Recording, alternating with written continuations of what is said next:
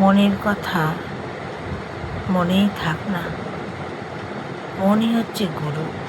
সারদামা বলেছেন, মনকে বশে আনতে পারলেই জয়। কিন্তু মনটাই তো আমাদের সবসময় ঠিক রাখতে পারি না, তাই না? একটুতেই বিচলিত হয়ে যায়। কিন্তু আস্তে আস্তে যখন একটু ধ্যান করি, মনটাকে শান্ত করি ইষ্টদেবতার চরণে রেখে,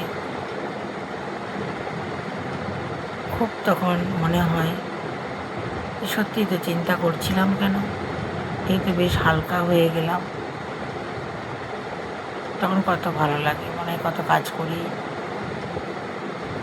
কত ভালো ভালো কিছু লিখতে ইচ্ছে করে, গান করতে ইচ্ছে করে, ঘরের কাজেও মন বসে,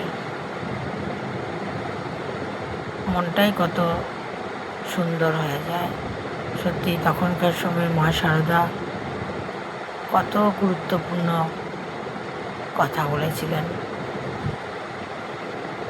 মনই গুরু, মনটাকে বসে রাখতে হয়।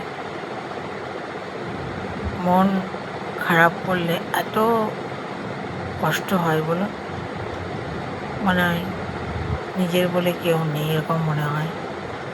তারপরে মনে হয় ভগবান তো আছেন, তাকেই জানাই, ঠিক পথ দেখাবেন। এই ছোট্ট ছোট্ট পায়ে চলতে চলতে ঠিক পৌঁছে যাব।